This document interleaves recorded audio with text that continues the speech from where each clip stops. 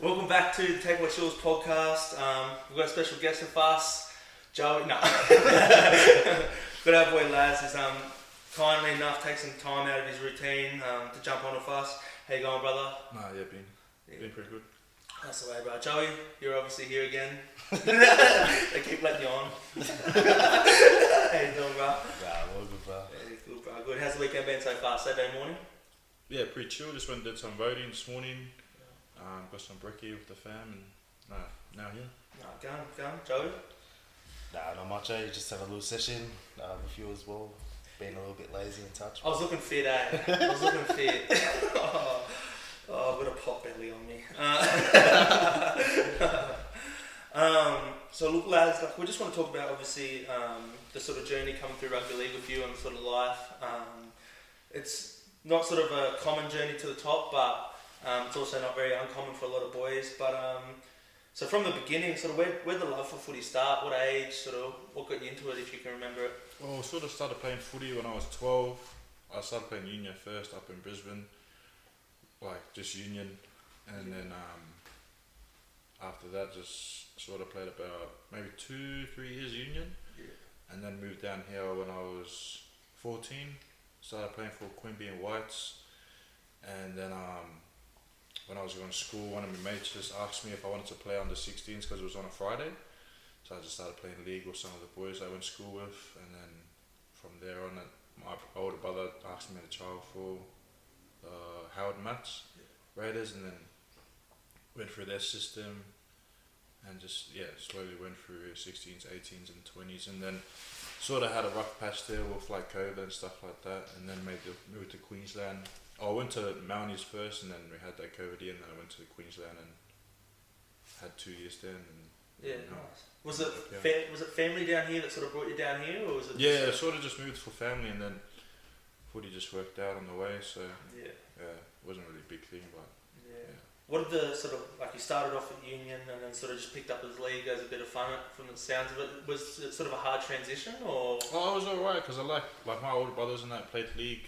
And then just watching them sort of just made me want to play league more, and I don't know, it was a bit more fun. Yeah, because we've spoken about it, Joey and I. Like, he's played both. I've played one day of 7.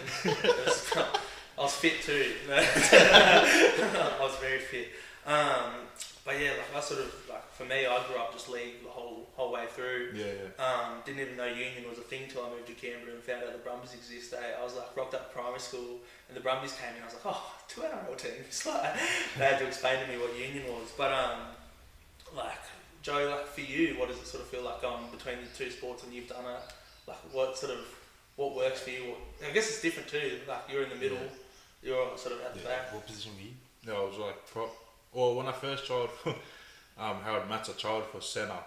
I ended up making it, and then when I made it, they were like, "Oh, we'll put you in front row." So I was just sort of rolling with it. I was just like, as long as I'm in the team, sort of type thing, and I don't know, sort of getting the gear and stuff. I was pretty happy about that stuff. So always happy about didn't really care where I played in the team. So so do you remember much of like sort of the Harold Mats pre-season? Sort of. Well, actually, I only played one game that season because I was injured the whole year. True. What was the injury? I did like MCL. Yeah. And then I sat out for like 3 months, and that's pretty much the whole season. Yeah, 9. So I did the whole pre-season, and then we had trials, got injured, and then I was just training my ass off, and then coach put me as 18th man on the second last round, and then played the last game, and I think they just had sort of like just put hope into me, and just sort of rolled the dice and went into SG Ball year young, and then ended up playing like that whole season the year after, and then playing my ages. Was that sort of from like the get-go, like Matt's selection, did you sort of think, right, like there's a future in this, like I'm going to go all the way here, or was it sort of like, oh, I'm just still having fun with footy? Well, sort of like, sort of seeing like a future. It was more just like, because my brothers and that, and my old man sort of like, were striving to try, like my older brothers were striving to be NRL players, but obviously didn't make it, so I think it was sort of like a... Blind shot the brothers there. Just didn't make it. Well, then just, shit happened and stuff like that, so it sort of just was a family goal rather than an individual goal. But sort of like, didn't really think anymore. It was just sort of like, just trying to back myself the whole way, and Are you the youngest? Yeah, I'm the youngest. Yeah, so Hey? How much brothers do you have? I've only got 2 older brothers and 1 sister, so Oh, yeah. but the age gap between us is pretty big. Yeah, it's like that at the bottom, mate. When you're the youngest, you just keep ticking over whatever they're doing. Yeah. No, that's going. So yeah, so what? Year young SG. Yeah, so I played year young SG ball, and then at the end of the season, I dislocated my shoulder, Yeah. so then I had to have surgery, and then my SG ball year missed out like half the season, and then played the back maybe last 2-3 games Yeah. in SG ball. What was they reckon dislocated shoulder. They reckon that's one of the most painful injuries you can get. Well, I think between dislocated shoulders and probably ACLs, those ones are the most like common, or like most kids would be like sort of end their career there, or just be like a lot of self-doubt and probably just end up veering onto some other path. Yeah. So you've had a knee, and you've gone straight to a shoulder injury. So was that like playing on your mind that the body's sort of, not that it might not be up to it, but there needs to be some things done to keep going at high level footy, or just sort of. I think it was just more that drive and resilience the whole way. Sort of just trying to prove everyone wrong. Yeah. Wanted to make sure that I could come back and play with these guys. But yeah, I think the drive and wanted to come back and prove something sort of just kept me in that loop. Yeah. So you started the trial at centre, and then you just stayed middle the whole way through. Yeah, I just stayed middle this whole way since under 16s to now. Till they told you to get in the middle. Yeah. No, yeah, that's fair. Yeah, so like obviously the shoulder. So was it just the left shoulder? Yeah, so dislocated my shoulder, and then had a stabilization surgery, and then I did it again like maybe a year later. Yeah. And then I did then I had a proper reconstruction. So was that bottom age SG? You've done this first shoulder. Yeah, and then I was supposed to go into under 20s like another 2 years, like a year younger than my age. Yeah. But then my year young, I was out the whole year because my shoulder just doing rehab, and then I was still signed on for the second year, so then ended up coming pretty good towards like trials in the start of that. Yeah. My age for 20s, and then after that sort of just it was like played a lot of games that year, but I wouldn't say my best year. Yeah. So it was sort of just like trying to find my feet and stuff like that. Yeah. You're speaking sort of like that resilience that kept you going. Sort of like, was there a specific driving factor sort of in the head, in the mindset, or was it just sort of like you knew that this is what you wanted to do, and like you were just going to have to get through the injuries and the rehab to keep doing it, or? Yeah, also probably just like knowing that I wanted to do this as it was sort of just my childhood dream. Yeah. And I was just like, I don't know, I feel like each year was just sort of getting close, but at the same time it was like far, but if you know what I mean. Yeah. I think probably just trying and prove that I could make it, because a lot of people just, I think after all those injuries just started writing me off type thing. Yeah, yeah. I swear I remember you doing rehab when I was in my first year of Harold Mats in the gym, and would have been with like Ryan or something. Oh, maybe. You probably didn't even notice me, but then that's after when you started working at Lanya. Yeah, probably. Because I think you were on the young boys in that Harold Math side, and then we're probably just doing heaps of rehab on those days after they weren't training. Up at Kippax. Yeah, in the old gym and that. Shocking place. Did you play schoolboys in that? Yeah, did schoolboys. So when I injured after Harold Maths under 16s, I went and trialled for the under 18s schoolboys, and then I made it in like second row or something like that. But I helped out my coach was like from school. Oh, sure. So like I had an alright trial, and he sort of just like gave me a crack because I've been playing in the school team like a couple years young. Yeah. So, yeah. Where was that? Where was the schoolboys at? Was that the Canberra one? Nah, this is like maybe 2017 or 2016. We played in Wollongong. Oh, was that the one you played year young? Oh no, that was it's different locations. Yeah. I don't know. It was like wouldn't have been that year actually. That year I was just like maybe like Nick Kotrick and stuff like that. He was his top age. Yeah. And then the year after was when I did my shoulder. Oh, then I ended up playing my own age. Yeah. The third year. So with like schoolboys, that's a big jump. So what, you were year young? So I was playing under 18s like 2 or 3 years younger. Yeah, right. And I was, sort of just like... Was there anything sticking out? Like, oh, these boys are a bit big, or? Sort of. I was sort of like mentally probably not up to their level, Yeah. but sort of just like trying to have a crack type thing. And I think when you got on the field, it's sort of like everyone was just like, you just play to that type of level when you get there. Yeah. And now I had a few games when I played that year when I was like maybe 2 or 3 years younger. Played like 2 or 3 games, which was pretty good. I think it was like Nathan Cleary that were playing that year, and they won that CHS. Was that CHS? Yeah, there's a fair good players. I think David Fafita and some of them were playing there too. Yeah. So. I swear, like footy goes on sort of a I reckon I've always sort of believed it's like a 4-year cycle. It's sort of like it'll be like gun year, like there'll just be that many NRL players just come through the rank, and the year after it's sort of like there's a couple, and it sort of just keeps going. And then like it gets that 4th year, and you get your like pick and choose sort of thing, and then just resets. All of a sudden, there's another think about that grand. Did you stay around for that grand final when we played 15 schoolboys? Yeah. And you were just watching Ezra Mann, just look like a man among boys, like just should not have been. And then that was Suwali was meant to play just. Yeah, but he didn't. But he didn't. They got told what was the thing? He got told that he had to play 18s or something. No, I don't even know. He was probably just doing full time or something. Yeah. Pretty. He was signed pretty young. Yeah, I think from like SG Ball year young, he was like supposed to sign some big deal with Rabbitohs or something like that. Yeah. He was coming through their juniors. Yeah. I swear he was doing like a little bit NRL training, like even nearly went in. Yeah, probably like part time or something like that. Yeah. That would have been ages ago. Because he was already like 6 foot. Yeah, because he debuted like 18 or 19, so he would have been training way before then, anyways. But yeah, like you think about that sort of like that ground of like you got Nathan Cleary and that playing like. But then just sort of like comes and goes and then just resets. Like my brother's year when he went up to must have been schoolboys.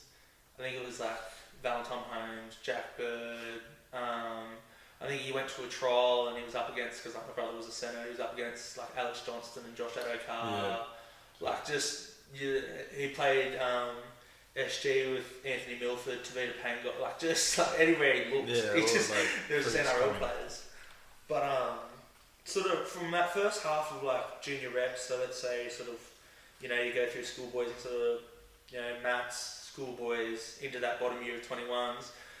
Sort of, was there much indication that it was like, you could actually be an NRL player?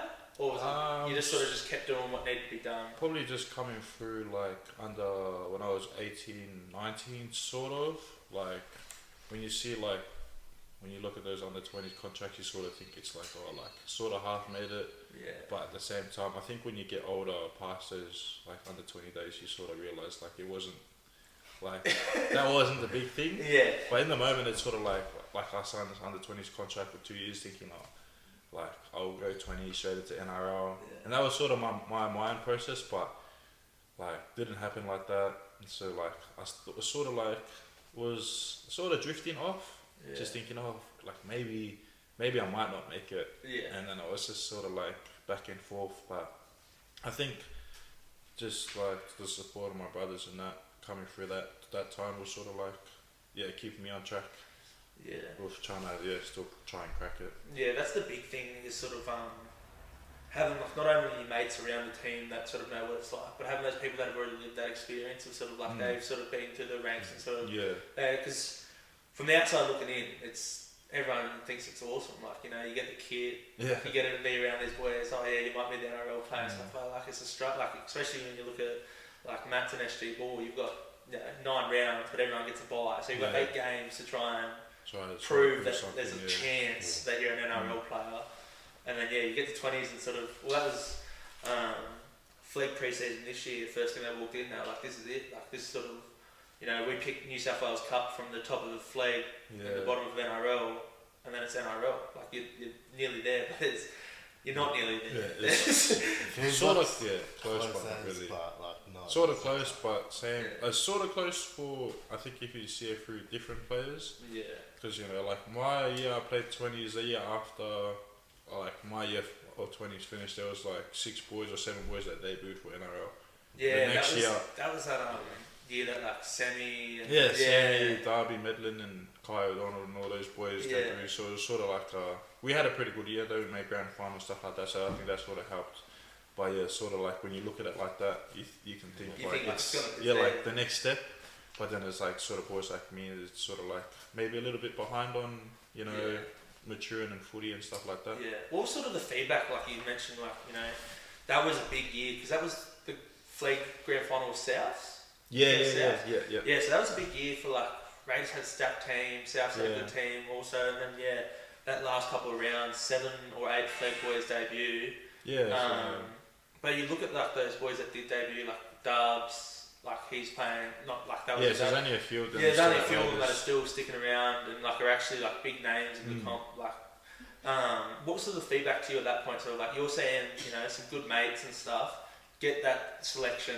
What was sort of the feedback come back to you? Like you need to work on this, that, or... Probably it was probably more like kidding my weight down, but at the same time for me it was sort of just trying to get back into the team. Yeah. Compared to those boys was just like playing They good. just kept ticking over. But it was sort of like my goal was to get back into the team. Their goal was to play good, so it was sort of like different levels. Yeah.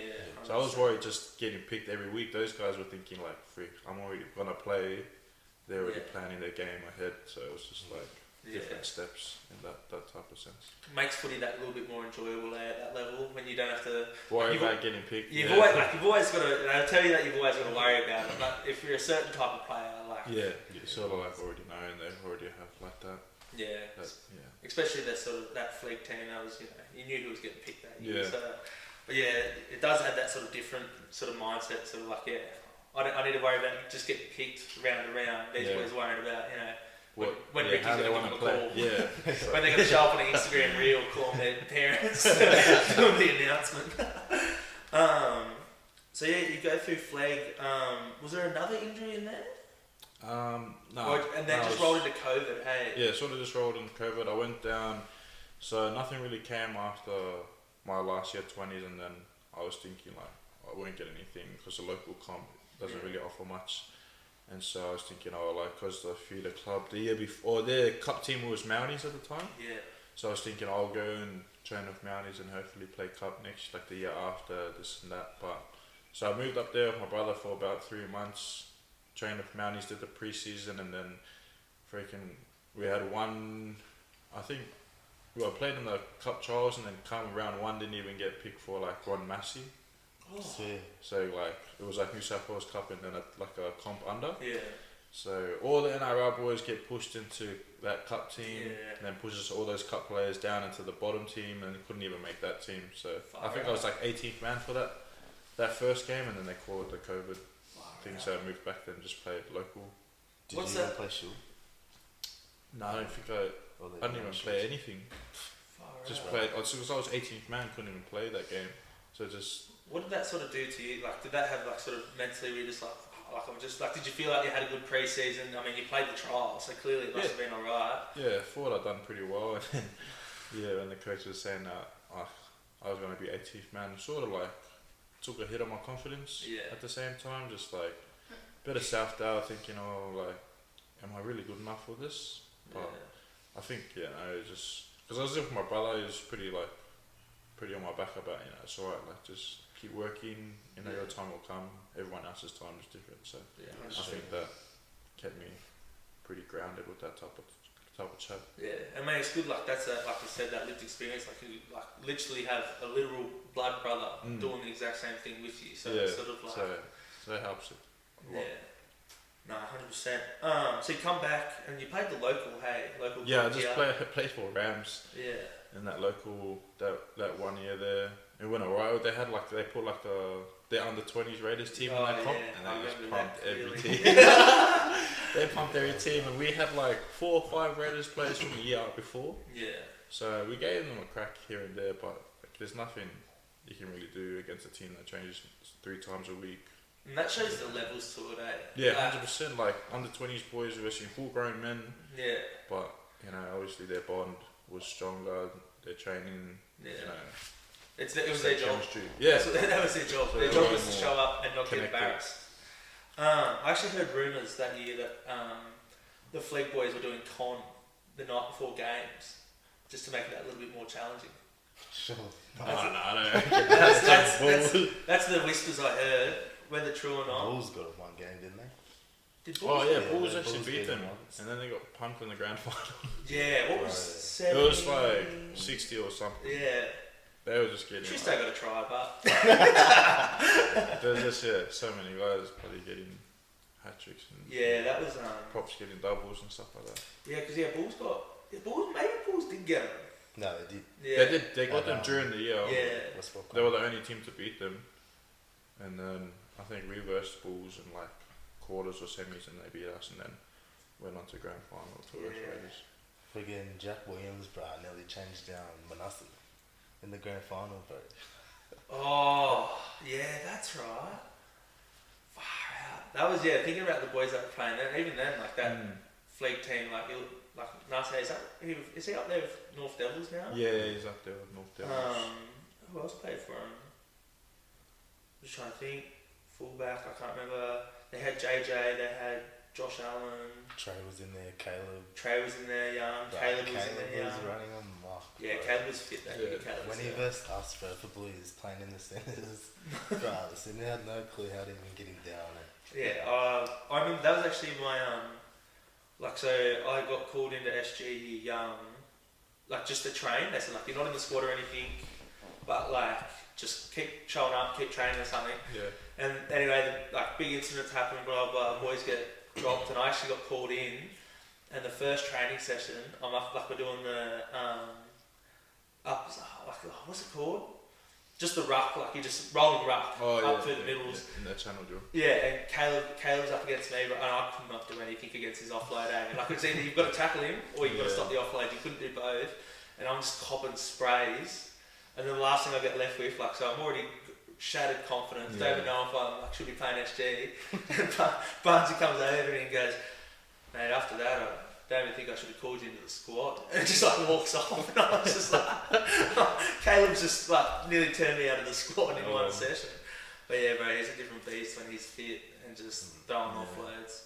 So you go through the COVID season, and then sort of what was sort of the mentality there? Like you said, it is hard to sort of crack back into systems. Oh, that year I was back here at Rams. I was probably just like trying to enjoy footy. Yeah. I was playing with a couple of my good mates and sort of just that local footy mentality. Just go play footy and then drink after the games on the weekends. I just did that throughout the whole year. Just played on the weekends, drank, went out and all that stuff. Yeah. So, like just that normal, that club mentality of drinking after games, because like obviously don't do that type of stuff anymore. Like drinking after every game, So I think that year was just trying to enjoy footy and get back into it. Yeah, sometimes you need that reset, 100%. Like when you're just sort of, especially when you're coming out of like the top levels and sort of just trying to get back into the swing of it. Like, 100%. So then after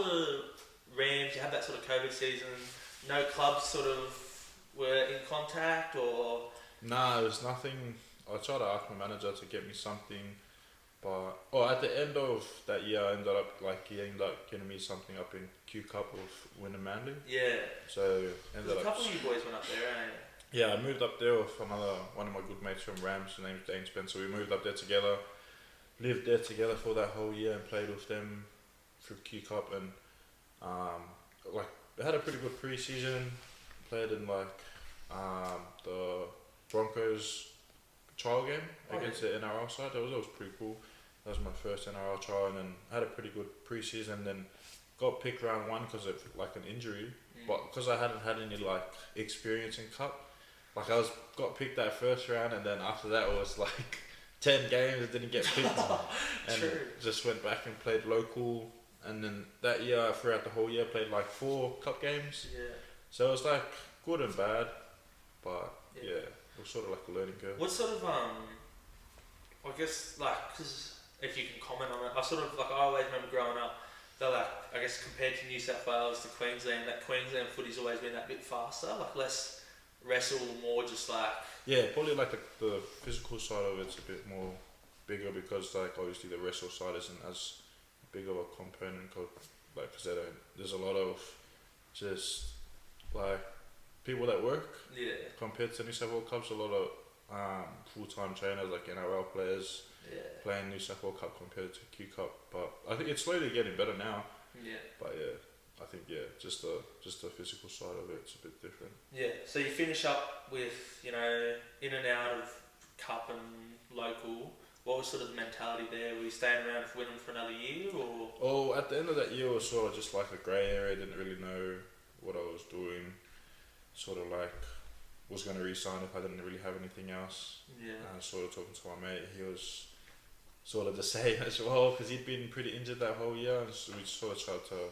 It was either like maybe pack up and move back to Canberra and just play local and be close to family, or maybe try and give it a crack and see what we want to do. But didn't really have anything. Was trying to get in contact with clubs, and then Sunshine Coast coach got in contact with me and called me and said like, we want you here, like been watching you through local league this year and got something that we want. So ended up meeting him, and then it was pretty good, like good bloke, and ended up just signing with them for 1 year. Yeah. And then moving to Sunshine Coast. Yeah. So in there you mentioned sort of family.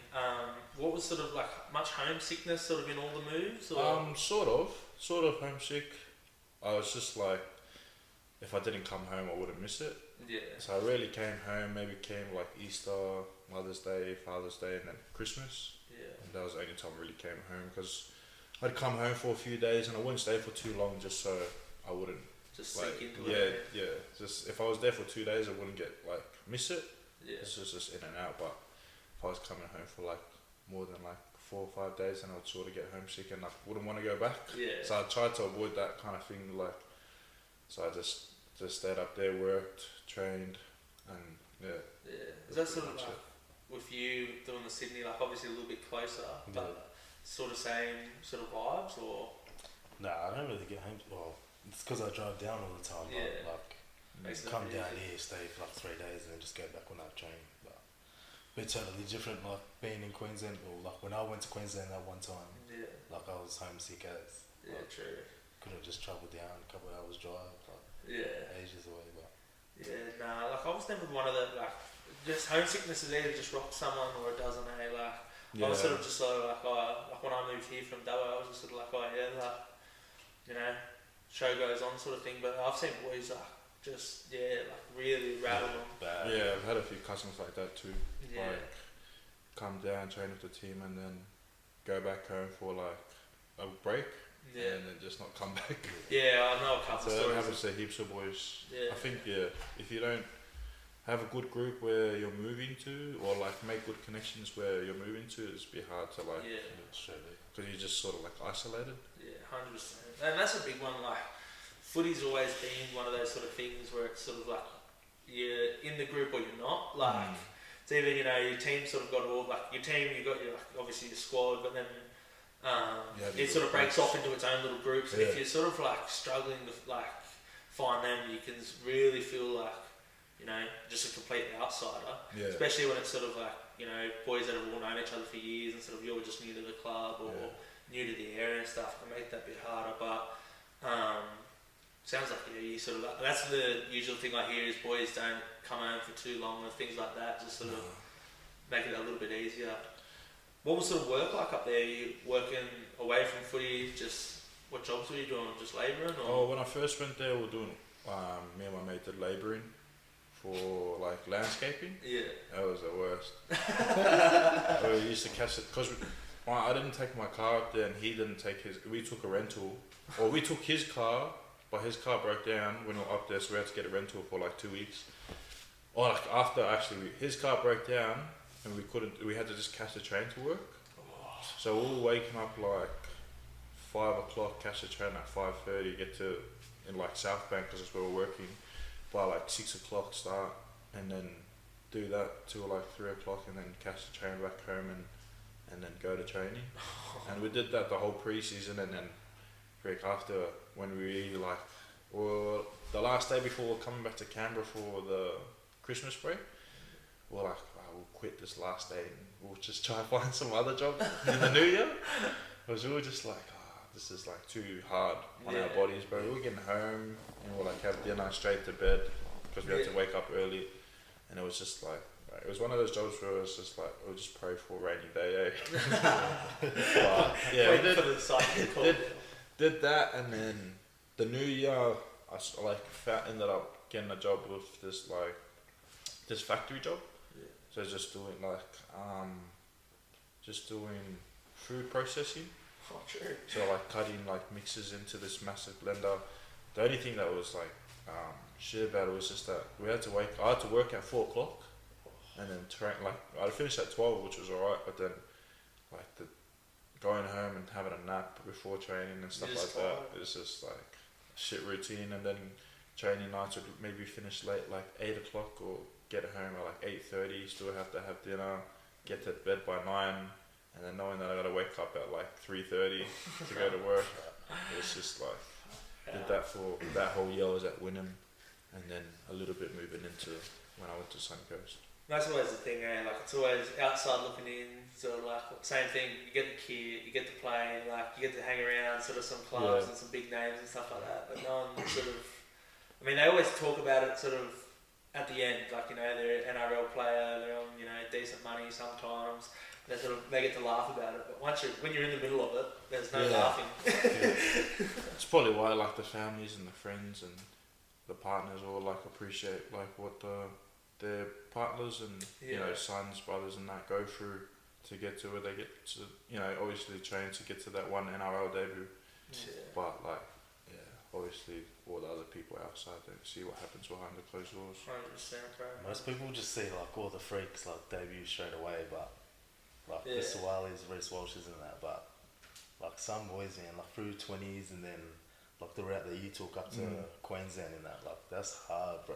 Yeah. So I feel that's the norms type of journey. Those freaks Reece Walsh's, Payne Haas's, David Fafita's and that get to debut straight out of school and live that life is pretty rare, I reckon. Yeah. And sort of this route that I took is sort of the norms most players take to a lot of them play Q Cup before they make NRL.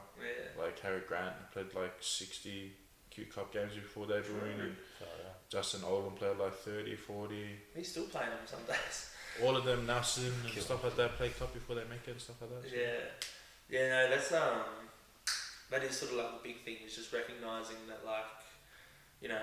it's, and then you get your one NRL chance, and it's harder now with sort of the speed of the game stuff for the big boys, in the middle. I remember when I was talking to managers and that, and they were sort of saying it used to be as a middle, if you weren't sort of in an NRL system by 20 sort of thing, they were sort of you probably look, but now it's 22, 23, 20, the speed and the sort of size that you got to have, you don't get it straight away. But I remember before, it was the wrestling, when Melbourne brought in the wrestling. Before then, bro, there was 18, 19-year-olds. That's still rare, but there was so much more of them. Debuting early. Get the debut early, but sort of these days, I can't. Who was a young debutant this year? I can't even. There's a couple outside. There was, and who was the young fella for Tigers? The hooker.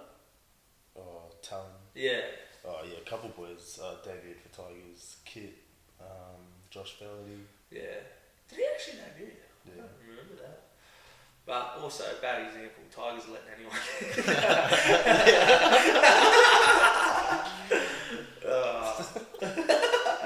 You don't really see many players debut young nowadays. Unless they're freakish, freaks. But I don't even think Storm debuted any young boys and stuff like that. Even that one fella, the fullback. Oh yeah. But he's a gun. He's a gun. But even Trey Mooney, watching him sort of go about rugby league, and even playing SG with him and stuff, I was like, bro, this is a man among boys, and he's still 2 years later finally debuted. And sort of still hasn't had consistent footy in NRL yet. It depends what club you had, I reckon. Because I reckon if he was at another club, he'd probably play every week. I reckon. Well, way more than Raiders. Raiders is pretty tough. Yeah, it is, and sort of the footy they want to play, you got to be up for it in their sort of eyes. So, but you go from Wynnum Manly to Sunny Coast Falcons. What was that sort of good pre-season, good year? Or? Sort of that year I was at Wynnum, was sort of playing local league, and sort of was a bit slack because I knew I wasn't playing cup. Yeah. So I was sort of eating like half decent, Yeah. like shitty at times, and then drinking a fair bit. So by the end of that Wynnum season, I was pretty overweight, but maybe about 126 by the end of that season, and then going to Sunshine Coast, I was unfit as a, and I was like, well, because I was doing still doing that job at 4 a.m. Yeah. I just didn't really care. I was still tired going to trainings, and like I was going to training knowing I was the most unfit there, right? So and I sort of knew my coach knew I was sort of like in a footy sense, like sort of like pretty good. So like the fitness side was only my letdown. Yeah. So I knew like he would still pick me even if like I knew my fitness was half decent. Yeah. But the preseason was alright. It was pretty tough. Like there was one point where he was like, we were doing Malcolms, and he said if anyone makes like these 4 or these 6 Malcolms over a minute 30, then we're doing them all again. But after the third one, I already knew I wasn't gonna make the time. After the third one, I knew I wasn't gonna make the time, bro. We finished, and I was the only one that didn't make the time. He didn't make any of the boys do it again. It was just, I don't know. It was a bit weird.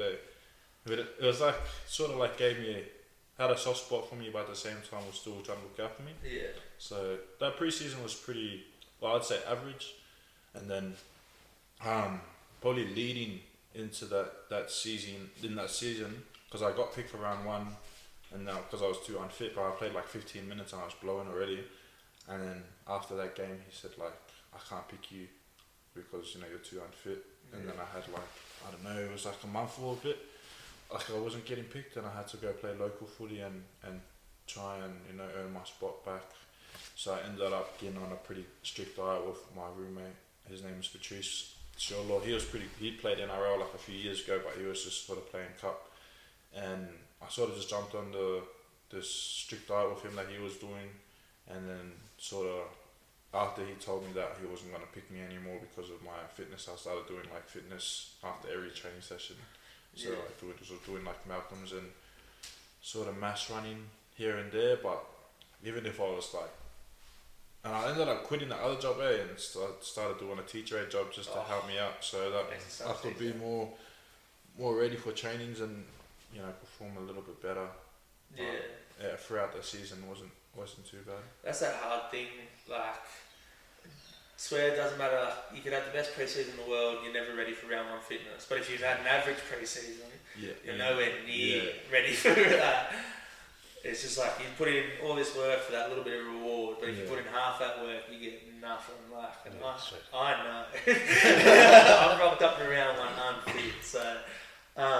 But yeah, that is that sort of hard thing. Like, match fitness is such a different beast that, like, no matter how good your preseason is, like, it just seems like it's going to rattle you for sort of 2-3 games. Yeah. But if you, like, sort of thing, like, if you don't get that sort of 20 minutes, 25 minutes in that first stint, it's a long bit of fitness getting back into that squad. Yeah. But yeah, so how many games do you reckon you played that year, Q Cup? That year, maybe about 14 games. Yeah. Is it like sort of same amount as NRL, like 20 something? So it was like 20 maybe 21 games in that season. I can't really remember that. They just all merged into one, eh? Yeah. It was a pretty good year. It was sort of like when I got picked to start to have a breakout season towards the back end of the season, and sort of had a pretty good back end of the season and was in good shape and played good because our team was pretty good, made the finals and stuff like that, and then sort of just played good in those finals games, was on TV and stuff like that, so yeah, it wasn't too bad. Was there any sort of like, you've gone Raiders now, then Wynnum, then Sunshine Coast, is there any like players, whether they played NRL or not, that you've just sort of played with and been like, fuck, you're a gun, like, or is it just sort of probably that fullback that debuted for Storm this year? He's a freak. When we were playing Cup last year, he was doing like chip and chase on first, and he was getting the tries off it. Like, we would think like, like possession, just we'll grind it out, just get to like the 20 or 40 meter, and then we'll just like earn our set, and then we'll just keep going back and forth. And then when he kicked it, we were like, fuck. They're kind of like, yeah. At least that celebrating. Yeah, so it was a bit, See all these highlights, bro. Just like yeah, I think he would be probably a big standout for me as an up and coming player. But yeah, he'd probably be the biggest standout player. Being like, oh, this guy's gonna be something. And then he obviously went pretty good in his debut. Yeah, Yeah. There is just some people, like I remember watching, like I said, my brother played with Anthony Milford, and like that was kiddie stuff what he was doing. Like I remember it was one, like he just went straight to the line. Like just honest to God, like you would have thought like no one even wanted to touch him. He's putting this chip and chase to beat the fullback, but the ball's just going like the complete wrong way. Yeah. Like you'd be blowing up if your coach ran. He just ran straight, like just didn't even look for the ball, and the ball's just like bounced straight to his lap. Like just sent the fullback in the wrong direction. It's just bounced straight back to him on a straight line. And just like, bruh, see you in the NRL probably in a month. Don't worry about a year. See you debut in a month. But yeah, there's been. What about you, Joe? You've been dabbling around now. Any freaks? I don't know. Oh, well, Michael's the gun. Michael, He's Aslanwala. He's a freak, bro. 15 schoolboys like versus Reece Walsh and that. Xavier Savage, they were carving up a bit. I don't really have anyone that's like a freak. Or there's this Robert Toya or something for Roosters. Centre. Yeah, it rings a bell.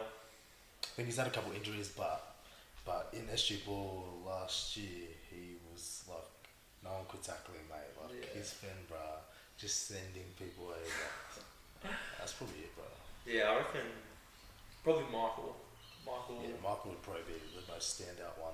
I mean, that's sort of hard too. Like in the middles, you sort of have a different sort of respect for like players in the sense of like they're doing stuff like Trey was just the way Trey and Rooney goes around footy. Who else off the top of my head? Like Caleb. What other locks have I played?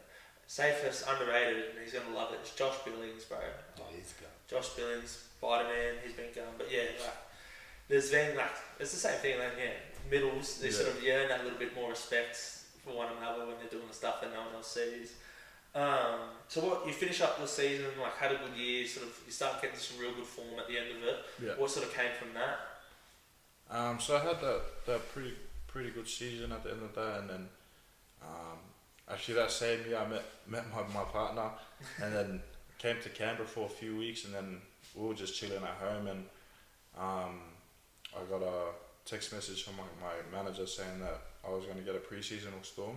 So that was pretty good. I ended up having that training trial season with them last season, and doing that whole pre-season that came out of that year. Yeah. So that was pretty cool, and then obviously leading into the new year, I had a pretty good pre-season down there, playing a few of the trial games, and being there that whole pre-season, and at the end of it, I just sort of got a 2-year contract with them. So that was pretty good. What's that sort of? I guess what's that message like? You get like your manager, and it's Melbourne Storm. Like it's not like your clubs go through your rough patches and things like that. But for as long as I've been alive, rough patch doesn't exist for Melbourne Storm. Like, what was sort of the reaction? You just it was pretty. It still is now pretty like surreal. Yeah.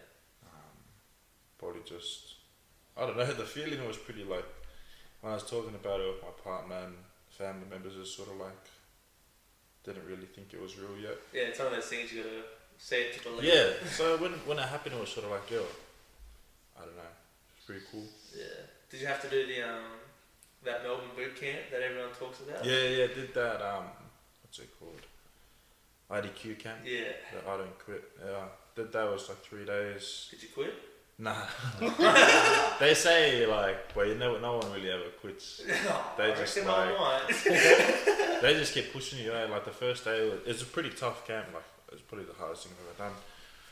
But the first day, I was already like, bro, maybe like I don't know, 3 hours in to the camp, and I was already cramping up. Because we were running in like a single file line from like Richmond, which is in the city, all the way to St Kilda's, which is where the beach was.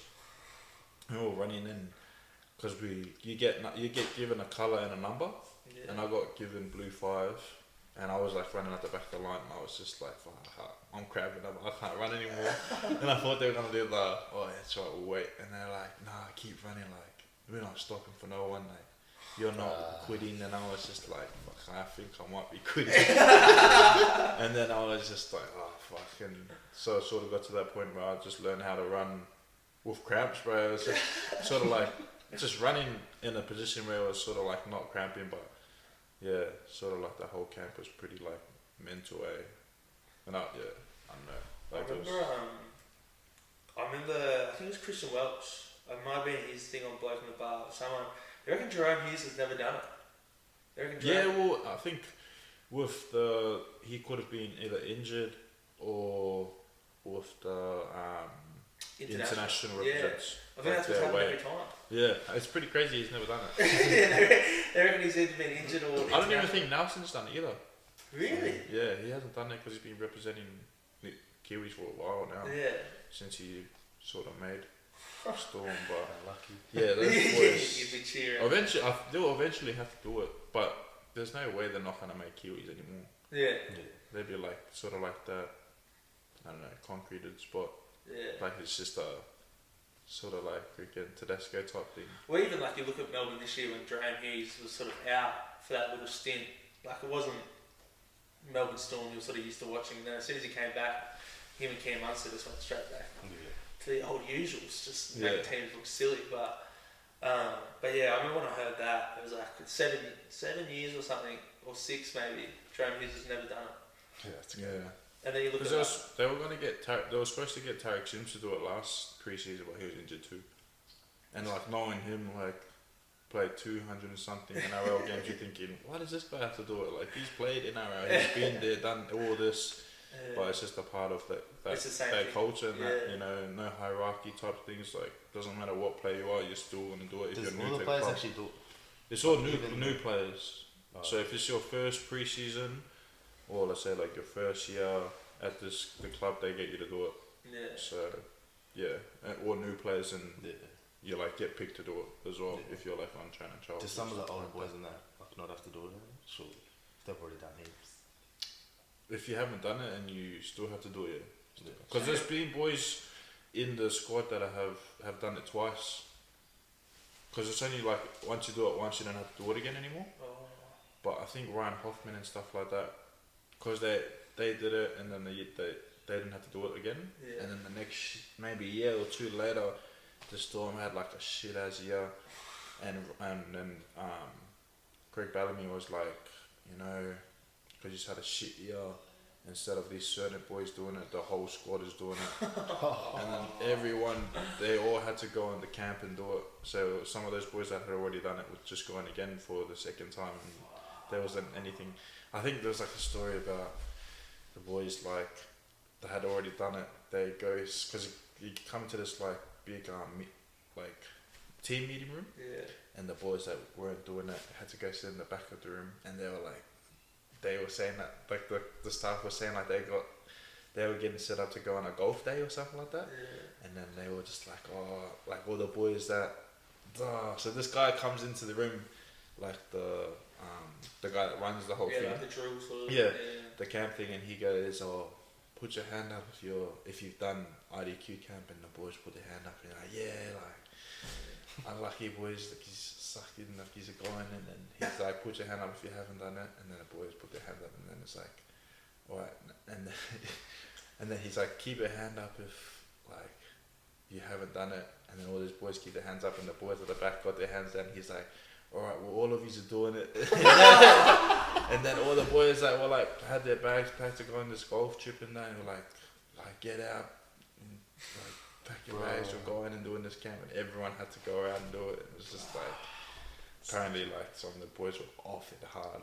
They were like, fuck, You would like so off it. That whole camp, they just were like, why are we doing this? Yeah, well imagine like that, like you would have to be so mentally prepared to do that. Yeah, and then it's like getting not told that you're not going to do it, and then all of a sudden just getting dropped that you're doing a 3-day camp. It's like you already know what it's like.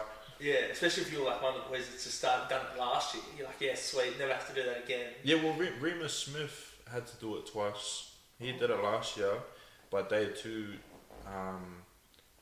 he got knocked out, and because he didn't complete, he had to do it again.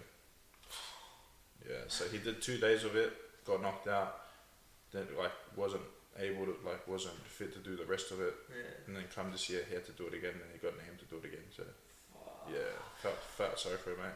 I remember listening. It was when I was driving back from Dubbo. It was the Darren Lockyer on Bloke in the Bar. He was talking about, I think it was 06 or 07 they won the comp that year, but they apparently same sort of thing as you were sort of saying, like that stitch up. Apparently they got told come to Red Hill, come to the training ground. We're all going to the sunny coast, I think, for a bonding trip. A couple of days, golf, surfing, bring everything.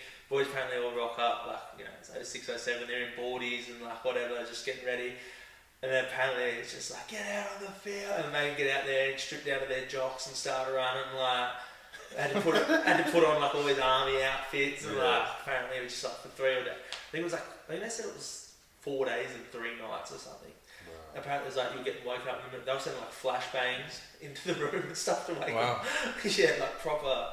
And I think Sam Thaiday spoke about it too, and he actually, they were eating I think they were eating those packet meals, where it's just it's not actually food, you just get your calories or whatever. I think the only time they got to get food, they were do you just want chicken? And they're yeah. And it was a chook, and they had to kill it. Sam Thaiday had to kill the chicken to get it in. Some bull, bro. Surely that's not good. Surely you couldn't have had that. But wait, you think about the way old rugby league was, you just never know. Yeah, true that. But they went on to win the comp. Because I think it was the same thing, they had a bad season, they just went hard. But so they're pretty well known there, Broncos have a pretty good team. So what sort of, that's pretty, people happy to make NRL, some people are just happy to get that sort of foot in the door. What were some sort of learning experiences from it? They just sort of look and some people talk about, everyone thinks that NRL players are sort of superhuman, and you realise you get your first bit of contact, your first bit of experience with them, and it's just all the same. Or yeah, well, I think maybe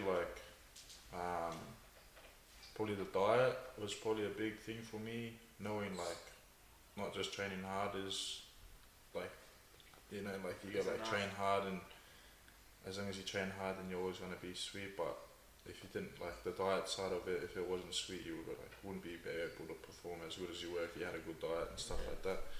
And then probably just sacrifices, and just surrounding yourself with people that are like-minded, or that support you and love you as well. So my family, my brothers and my girlfriend and stuff like that, always supporting me through all of that stuff.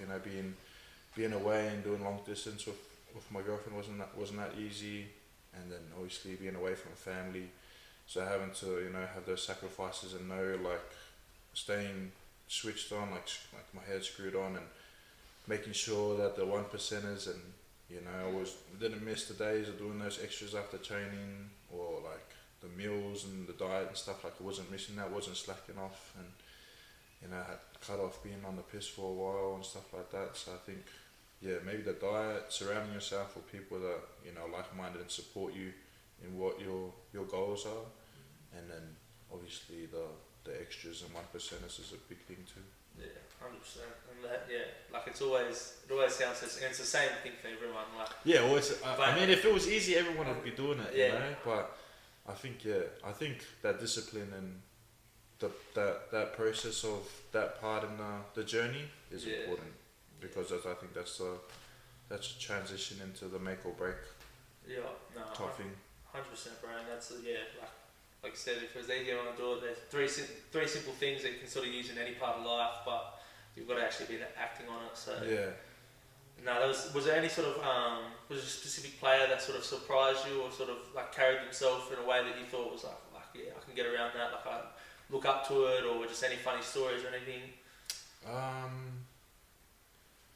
No, probably just through pre-season, my roommate was pretty helpful, Patrice, and probably just through that Storm pre-season, those older boys like Christian Walsh and Nafs and Tui and stuff, I really sort of paired myself with them in the contact sessions, and was just asking heaps of questions, obviously the same positions, and then just asking like all the time, even if I felt like it was a bit annoying, just asking questions like, what do you reckon on this and that, and just picking their brains, Yeah.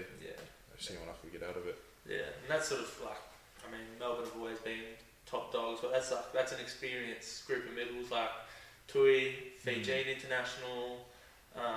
He's been with them when they won the premiership. Yeah. Christian Welch. Yeah, so and obviously all of them know how to win, so Yeah. don't want to be at a club where it's just like just trying to get an NRL debut. Yeah. Sort of want to be like a winner too. Yeah.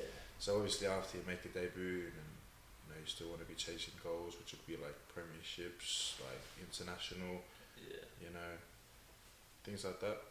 Because obviously I got the NRL contract, but still got to make the NRL debut. So it's just, I think, keeping that like the goal after goal is important too. Yeah, no, 100%. And so I guess that sort of, you can miss a few things, but now we're here in the current time. Sort of what what sort of 3 things that are, in your mind right now to get yourself ready for the next pre-season coming up? Same 3 things? Yeah, same. Just probably, that diet, been trying to work on my missus, like, sort of getting there, but me and her have been training together, so I think that side of things has been pretty good, like my discipline around making sure I don't miss training, since she keeps me pretty grounded and on top of making sure I do my running. Yeah. And then, so probably just the diet, running, and at the moment just sort of trying to relax and enjoy, being around, loved ones and being around family and stuff like that. But probably start kicking off in the next few weeks, because pre-season won't start for another 5 weeks. Yeah. So. 100%. Well, bro, that was everything from me. That's everything I've got written down here. Joey, got anything on top of that big dome? Nah, it's just like, when I say, bro, it's like mad. Like, since I met you, like, the journey you've went on, like, pretty crazy now to see that, like, you're nearly there, bro, and like, it's pretty crazy for like someone like me, like, trying to make it as well. Like, it's inspiring, like, for me, Yeah, like, no, that's mad. Yeah. like all the struggles, like, especially like when you get to flag, you see so much boys drop off, and like you went to Queensland Cup and did like the hardest route, bro, and you just finally got a deal on that. So, it's just want to say, like, congrats, bro, like, sick deal. Nah, appreciate it, bro. Still a From long way to go. seeing you in year 10 at Lanyon to seeing you now is good. Like, I reckon just we can keep at it. It's good to see you still, always see your Instagram stories and stuff, still doing extras, still doing all those little things, because if you think about it, all the people that make or break, it's all those little things that, people don't see. It's like, I think, making sure you always back yourself, even on those days where you don't want to go away. You know what I mean? Like, because if you even just do, like, think about it, like 2 or 4, whatever reps, like, even 2 reps each session, right, that's 2 more than anyone else. Yeah, straight down. Or if you go to the gym once, like, as an extra day, that's 1 more than anyone else. So I think of it like that. Yeah. Because then, I guess you're always competing, 100%. Right then, bro, I think that's everything from us. It's been Sweet. good having you on, bro. I really appreciate you taking the time, out of your relaxation sort of period to come on, talk to us, share a bit of a message, share a bit of a journey. So it's been good, brother. Thank you very much. I appreciate it, bro. We're done.